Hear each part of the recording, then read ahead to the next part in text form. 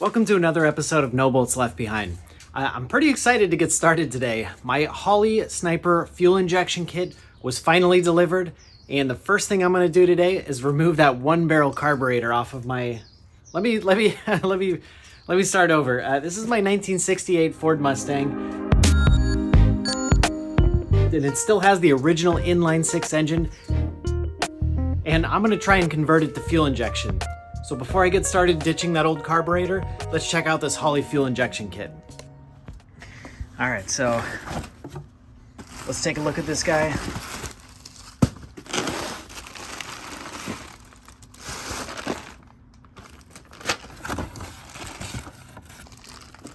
All right, so these are my main components here.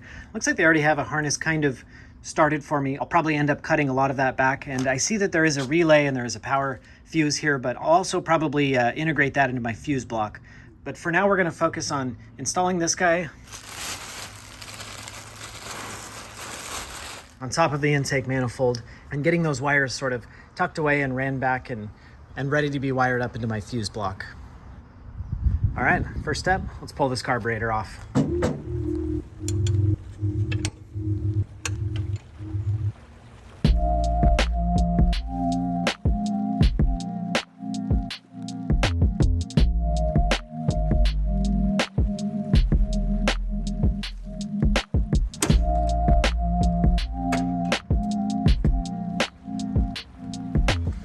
All right, look at that little guy.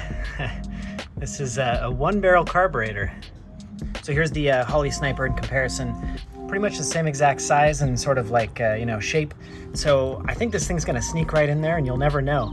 The air cleaner's of course gonna cover it anyway, so yeah, it's pretty cool. All right, let's throw this guy on there.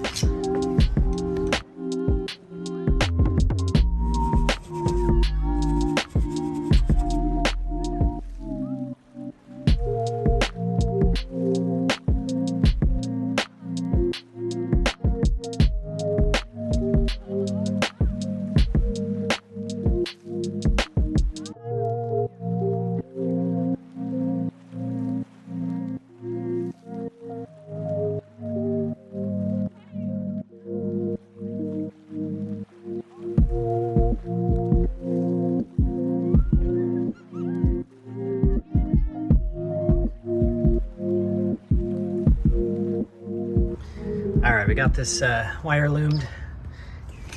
Maybe I think it'll come down right there. We can connect everything over there and should look pretty clean.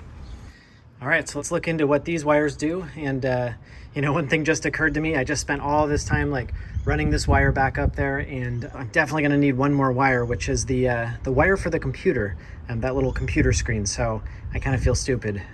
Not sure what I'll do about that. I'll figure it out.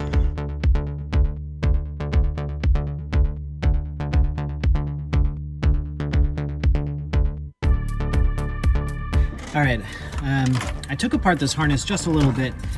Looks like built into the harness they have this fuse and a relay for the fuel pump, which is pretty cool to have that stuff built in like that. But I'm actually gonna go ahead and cut this out. I don't necessarily need to mount a fuse here. I'd like everything to be sort of consolidated in my fuse block here and with the cover and everything. So I would say probably most of the time you would just go ahead and plug this right into the battery, I guess. And this guy goes to the fuel pump and you'd be good to go. In my case, all I'm gonna do is just cut this back, wire it into my own relay. I think I might actually just go ahead and reuse this relay in my relay box. And I'll actually put this fuse into one of the fuse holders here and wire it that way. But there isn't really much else other than that. One of these wires, I think it might be, is it the yellow one? Nope, not the yellow one. One of these wires I'm gonna have to plug into my new coil harness, which should be hanging out somewhere around here, I think. Yes.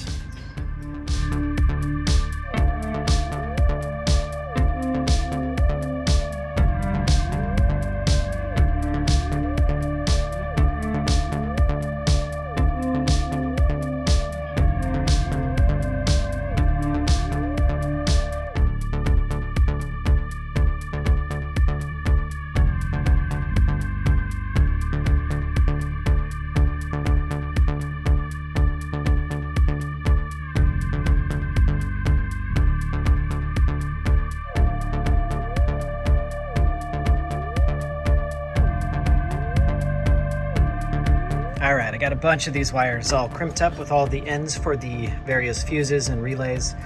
I think we can start to put this relay and fuse block together. Basically, I recreated the relay from the Holley harness right here. I wired in the same fuse right here. And then this other relay I got started here is gonna be for this distributor here, which is gonna run off of ignition, but I'm running a direct wire so that it's a good fused relayed source directly from the battery. All right, let's start getting this thing put together.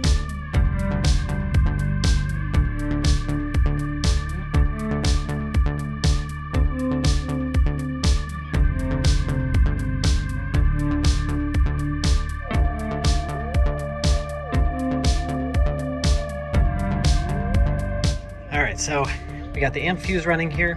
The amp doesn't need to be relayed, so that's good. We have all of the Holley stuff wired in with the relay and the fuse here. And then we have this relay here, which is going to provide power to this kind of like distributor ignition coil kind of combo here.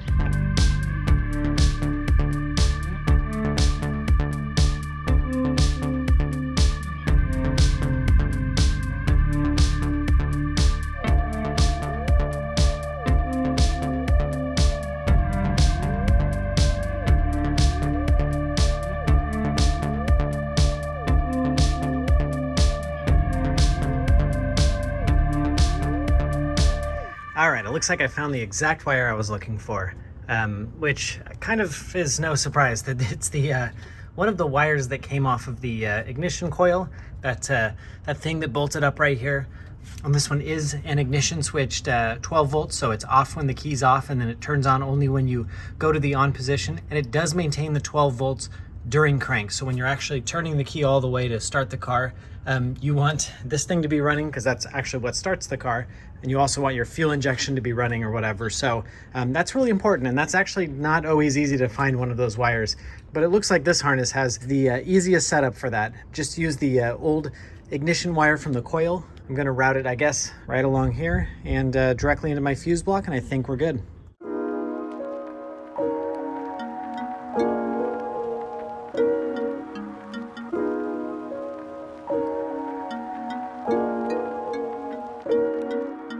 So I got that wire ran up this harness right here behind this sort of cover thing, I guess, and down and into kind of the main wire loom that I made the other day. All right, well, I'm gonna get this thing taped up, and I can finally connect the ignition wire to my relays for the Holley Sniper and for my distributor ignition kind of like combo. And you know, I did run the amp wire up here as well, the amp remote signal wire. But you know, I was thinking about it, and I guess I don't really want that amp wire on the ignition wire, especially one that is on during crank, because the whole point of them turning off during crank is that you route all of the energy to your starter and to your coil and just the essentials to start the motor. So to run kind of like a higher wattage device like an amplifier during crank is actually not going to be good for the engine's cranking abilities. So I think what I'm looking for is an accessory wire, which is something that will be on when the car's in the on position, on when the car's in the accessory position, and then off during crank. So I'll have to find a new wire for that.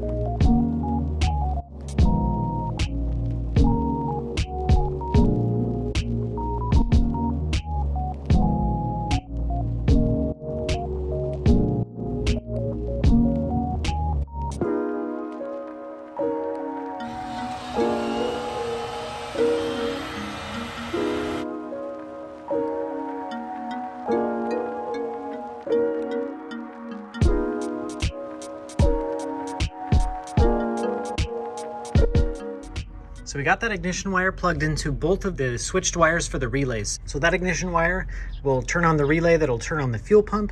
The ignition wire, I think, will directly turn on this guy. And it's also plugged in to activate the relay for the distributor as well. And for the other side of that relay, I ran a couple of ground wires right up here to the same grounding point for the main battery cable. There was actually a ground wire for the Holley Sniper EFI too. And it called for a direct battery terminal connection. I thought this was good enough because it's really just like, it's only like a 3-inch run directly to the battery terminal. So that should be good as well. So that's pretty much it. Obviously I have to do a little bit of like wire tucking in here and maybe like protect some of these wires, but otherwise that guy looks ready to go. Got my amp fuse. I've got another fuse that's powering the Sniper and also the ignition. And I've got the 2 relays. I got the fuel pump relay, and I have the ignition distributor relay as well. All right, it's the next day, and it's time to get this coolant temperature sensor installed on this guy. I did get this sort of splitter here. I'm thinking that that should plug in right there, something like that. And then, of course, this guy should thread in right there. And I'll plug in the gauge temperature sensor in the other end. I can already tell that this guy's gonna actually stick in quite a bit, so hopefully the tips of the sensors won't collide or something like that. I guess we'll find out. First step is to pull that guy out of there and probably make a mess with coolant pouring all over my garage floor.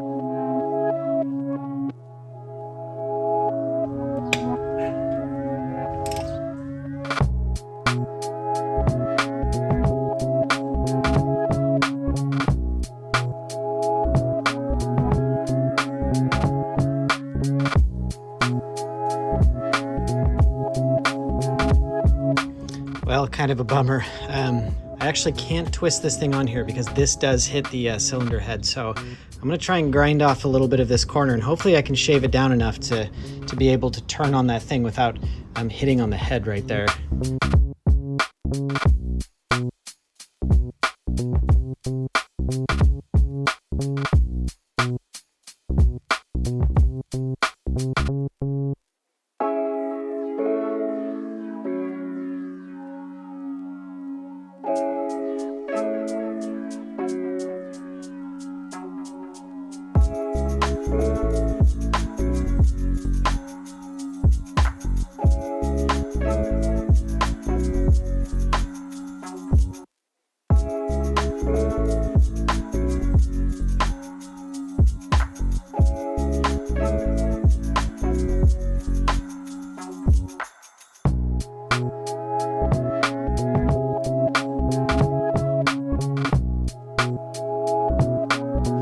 All right, there we go. Got this thing finally installed. I had to cut off a little, just a little sliver of this thing to clear that head right there.